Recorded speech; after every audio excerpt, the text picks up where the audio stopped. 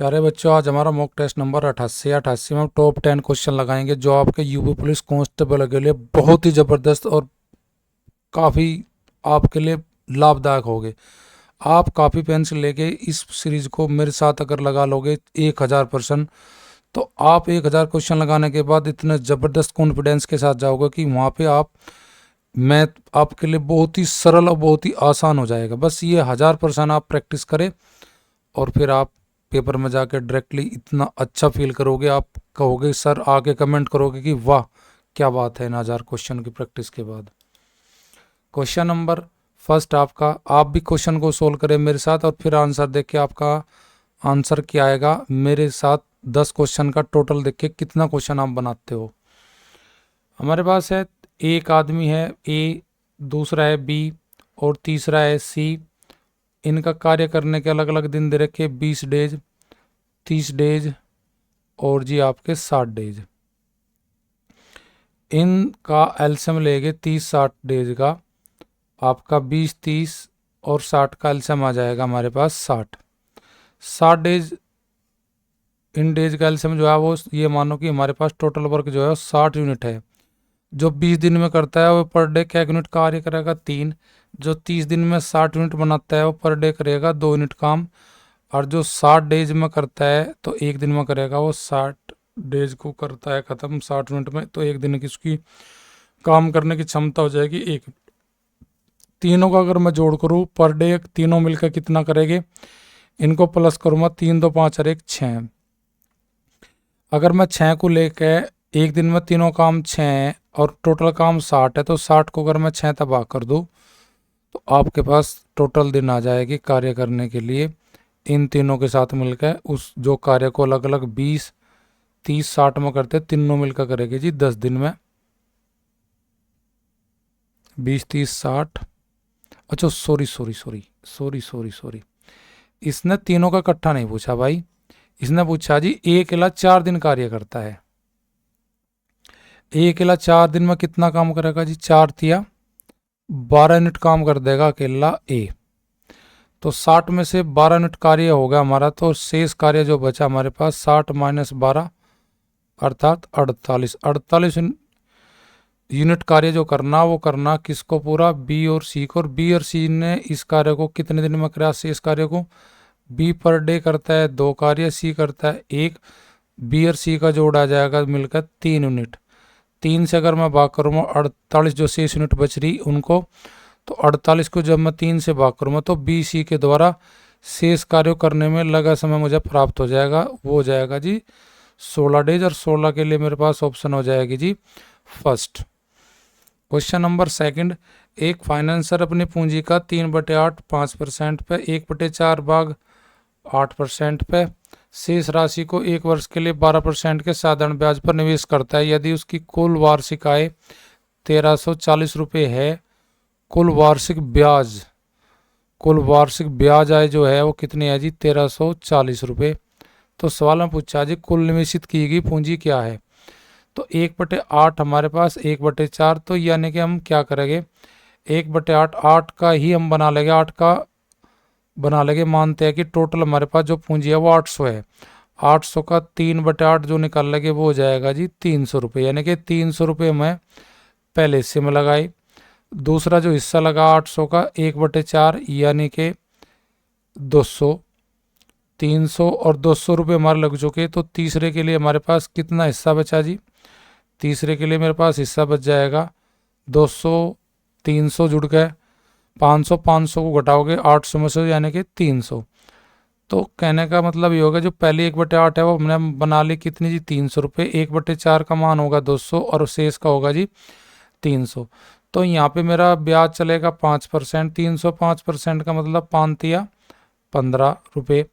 यहाँ पे मेरा चलेगा 8%, 8% निकाल लेंगे 200 का, तो 2 जीरो कैंसिल 8 दूनी 16 रुपये यहाँ मिल जाएगा मुझे ब्याज के।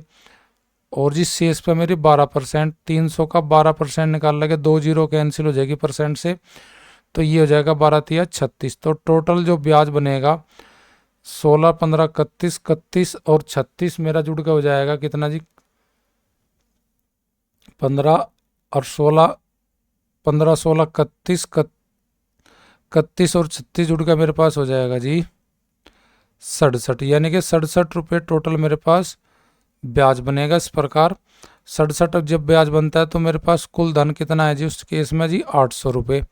मुझे ब्याज बनना कितना जी, मुझे ब्याज बनना जी 1340 रुपये।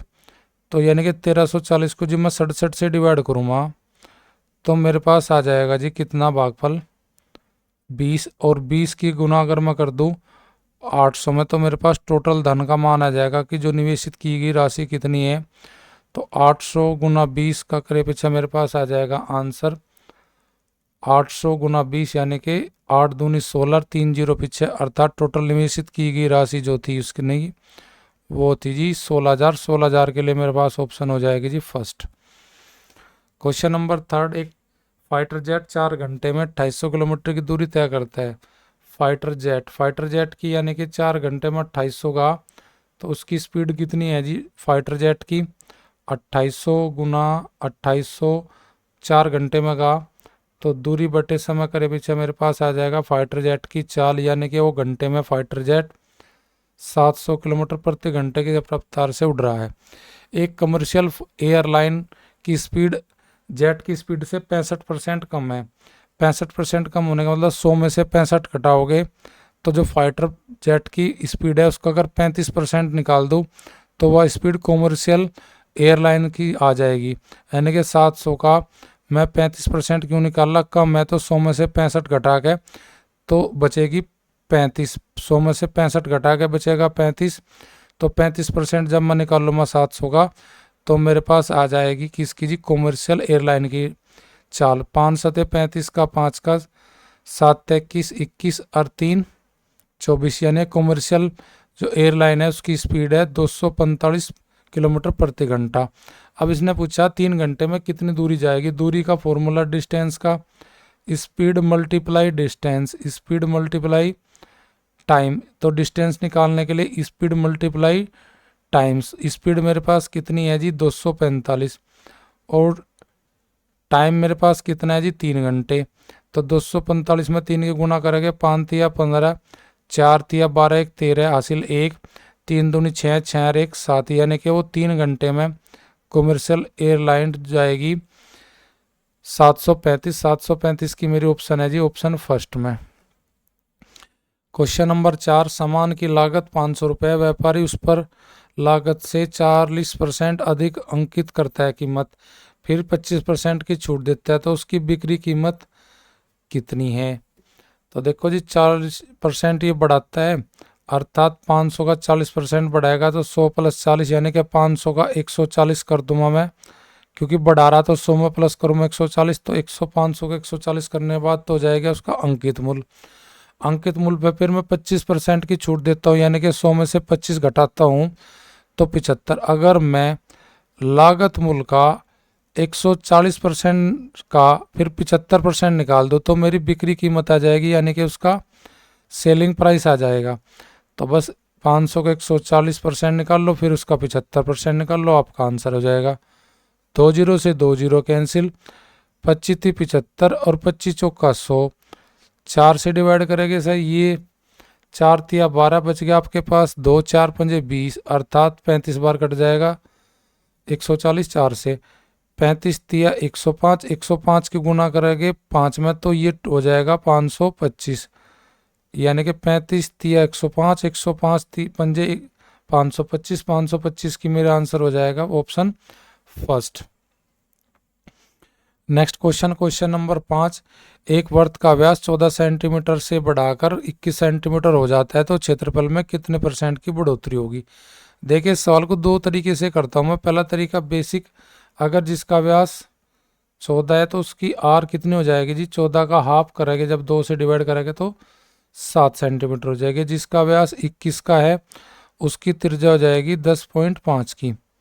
तो यहाँ से अगर मैं 7 की त्रिज्या लेकर वैल्यू निकाल लूँ तो पाई आर स्क्वायर यानी कि 7 का स्क्वायर कर लूँ मैं इधर, और इधर कर लूँ मैं जी पाई गुना 10.5 का स्क्वायर, 10.5 का स्क्वायर यानी कि 105 का स्क्वायर करेंगे तो हो जाएगा मेरे पास जी 110 और जी 11,025, 2 के बाद दशमलव, यहाँ पे मेरे पास हो जाएगा जी, यहाँ तो आ जाएगा 110.25 पाई क्षेत्रफल, यहाँ पे हो जाएगा मेरे पास 7 पाई। तो कितना बड़ा जी क्षेत्रफल, 49 और 110.25 का अगर हमने का अंतर ले तो 49 घटाऊंगा जब मैं इसमें से, तो कितना मिलेगा जी मुझे, 25, 61.25 मेरा बढ़ेगा क्षेत्रफल। कहाँ से बढ़ा जी, 49 से। तो 61.25%, 49 का कितना परसेंट है ये बात देखने के लिए गुना करूँगा मैं 100 की। अब ये 2 जीरो कैंसिल हो जाएगी 100 से।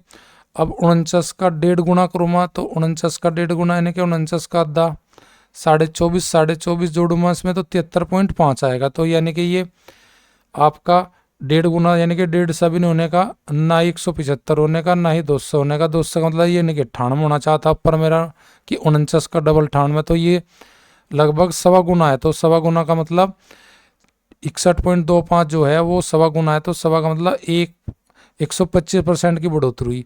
दूसरा तरीका ये मेरा ये भी हो सकता है, कैसे जी, अगर उसका व्यास, उसका डी मुझे दिया है कितना 14 और एक का डी दिया है बढ़ा के कर दिया जी मेरा 21, तो यहाँ पे मैं इनका अनुपात ले लूँगा, अनुपात हो जाएगा जी व्यास का 7 दूनी 14, 7 ते 21, और उनका अगर मैं स्क्वायर करूँ व्यासों का, तो जो 2 है उसका तो मान हो जाएगा 4 और जो 3 है उसका हो जाएगा 9, यानी कि अगर पहले 4 था उसका क्षेत्रफल, अब होगा बढ़कर 9। 4 तक 9 होने का मतलब यानी कि 9 में से 4 घटामा तो कितना बढ़ा जी उसका क्षेत्रफल, 5 कहाँ से बढ़ा जी, 4 से बढ़ा।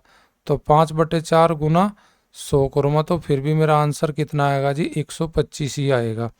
तो मैं ऐसे भी कर सकता हूँ बिना फॉर्मूले के, कि मैं जो इसका व्यास दे रखा उनका अनुपात ले गए, उसके अनुपात का स्क्वायर करके ही मैं आंसर बना सकता हूँ। क्वेश्चन नंबर 6, ए बी से दुगना कुशल है। ए बी से दुगना कुशल है, अगर बी में 1 पावर है तो दूसरे में बी ए में हो जाएगी उससे दुगनी, यानी कि बी में अगर क्षमता 1 यूनिट की तो ए में है दुगनी यानी कि 2। दोनों मिलकर यानी कि अगर दोनों मिलते हैं ना कैपेसिटी, अगर ए में कैपेसिटी 2 की तो बी में है 1 की, तो दोनों की कैपेसिटी का जोड़ कितना हो जाएगा जी, 2 + 1 यानी कि 3, यानी कि दोनों मिलकर एक दिन में क्या यूनिट कार्य कर सकते हैं, 3। टोटल कार्य करा उन्होंने क्या एक दिन में जी, 12 में। अगर एक दिन में 3 यूनिट बना रहे तो 12 दिन में क्या यूनिट तैयार करी होगी दोनों ने, 36 यूनिट कार्य टोटल। तो यानी कि टोटल कार्य क्या यूनिट में है जी वहाँ पे आपका जी 36 यूनिट में। सवाल में पूछा बी अकेला कितने समय करेगा, तो टोटल कार्य करने की यूनिट मेरे पास आएगी जी 36। 36 को बी पर करवाना, बी का कार्य करने की क्षमता कितनी है जी 1। अगर मैं 36 यूनिट को 1 तबाह कर दूँ तो मेरे पास कार्य करने के दिन आ जाएंगे किसके, बी के अकेले। बी अकेले उस कार्य कितने एक दिन में करेगा जी, 36 डेज में करेगा। ये मुझे आंसर पूछा गया था। 36 के लिए मेरे पास ऑप्शन है जी ऑप्शन बी यानी कि सेकंड। क्वेश्चन नंबर 7, 2 कार की स्पीड का रेशो आपका 5:7 है। तो यानी कि फिर सवाल में कहा धीमी, धीमी का मतलब जिसकी अनुपात छोटा वह धीमी, वह 5 घंटे में क्या किलोमीटर जा जी, 300। तो 300 को अगर मैं 5 से भाग कर लो तो उसकी स्पीड आ जाएगी मेरे पास धीमे वाले की क्या किलोमीटर प्रति घंटा जी, 60 किलोमीटर प्रति घंटा। अब इसने कहा जी तेज गति की स्पीड बतानी, तो यानी कि 5 का जो मान आया वो 60 आया, तो 5 तक अगर मुझे 60 बनाना तो मुझे गुना करनी पड़ेगी किसमें, 5 में 12 की, या 60 को 5 से भाग करो जब आपको पता लग जाएगा कितनी गुना करनी पड़ेगी।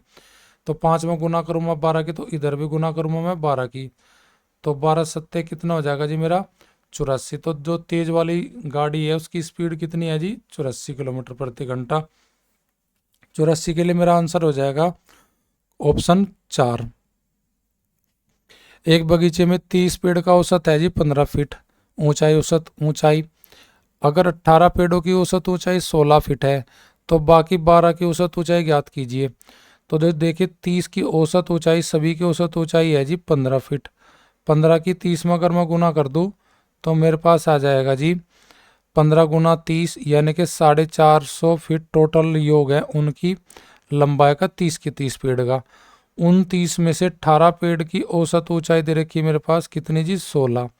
16 गुना 18, 18 पंजे 90, 18 छिक्का 108 हासिल 10, 18 कम 18, 18 और 10 28। अर्थात अगर मैं 18 का योग देखूँ, 18 का तो योग है 288 और सभी 30 का योग है मेरे पास 450। 450 में से 288 घटामा तो मेरे पास जो आएगा वो आएगा कैक पेड़ की कुल ऊंचाई 18 घटामा 30 में से तो आ जाएगा जी 12 पेड़ की ऊंचाई का योग। तो यहाँ पे घटामा, यहाँ पे 2, यहाँ पे 4 4 यानी कि 14 में से 6 जागा 8 जागा 6 और 3 में से 2 जागा 1 यानी कि उनका योग है 12। जो शेष पेड़ बच रहे 12 पेड़, 12 पेड़ों का योग है जी आपका कितना 162। 12 पेड़ों का योग 162 है। तो आपका औसत निकालने के लिए शेष 12 का तो कुल योग बटे कुल संख्या अर्थात 162 को 12 से भाग कर दो। 12 कम 12 बच गए 4 हो गए 42, 12 तिया 36 बच गए 6 लगा पॉइंट हो गए 60, 12 पंजे 60। तो यानी कि शेष जो 12 पेड़ है उनका औसत आ जाएगा 13.5। 13.5 की ऑप्शन मेरे पास कौन सी ऑप्शन में? ऑप्शन फर्स्ट में है। क्वेश्चन नंबर 9, एक त्रिकोणीय जमीन की भुजा 20, 21, 29 मीटर है। परिधि के साथ साथ एक रास्ता बना जाता है। जमीन का क्षेत्रफल और रास्ते की लंबाई ज्ञात कीजिए।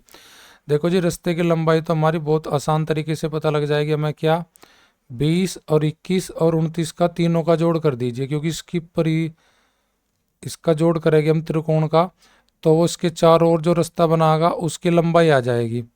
अर्थात 20 प्लस 21 और आपका 29, इन तीनों का जोड़ कितना होगा जी 20, 21, 41, 41 और 29 जुड़ के हो जाएगा हमारे पास 70। यानी कि रास्ते की लंबाई हो जाएगी जी 70। और 70 की ऑप्शन जो है वो केवल मेरे पास एक ही है। तो बस मैं बाकी सोल्व करने की मजा आंसर की करने की जरूरत ही नहीं है। जमीन का क्षेत्रफल, क्योंकि अगर दूसरी ऑप्शन भी 70 की होती तो फिर हम त्रिभुज का क्षेत्रफल निकालते। केवल एक में मेरे पास रास्ते की लंबाई 70 है तो बाकी में छेड़ने की जरूरत नहीं है मुझे क्वेश्चन को। क्वेश्चन नंबर 10, एक रकम को 1, 2, 3 के रेशो में 3 हिस्सों में बांटा जाता है। इन हिस्सों को 1 साल के लिए 5, 10, 15 सिंपल इंटरेस्ट यानी कि साधारण ब्याज पर इन्वेस्ट किया जाता है। अगर कुल ब्याज 2400 रुपये हो तो शुरुआत में लगभग, ये बात ध्यान रखना, सवाल को ढंग से पढ़ना। यहाँ पे लगभग पूछा, एग्जिट नहीं पूछा, लगभग कितनी राशि है तो यानी कि मूलधन निकालना। तो ये 1, 2 और जो 3 में मुझे दी गई है राशि, इनके साथ मैं क्या करूँगा, इनको पूरा मान ले लूँगा। भाई पहली राशि 100, दूसरी राशि 200 और तीसरी राशि मेरी 300। तो मैं इन राशि के साथ इनका मान बड़ा करने के लिए अनुपात में वाली संख्या को 100 के गुणा करके मैं बना लेता हूँ। अगर एक तो हो जाएगा पहले वाली राशि 100, दूसरी 200 और जी तीसरी 300।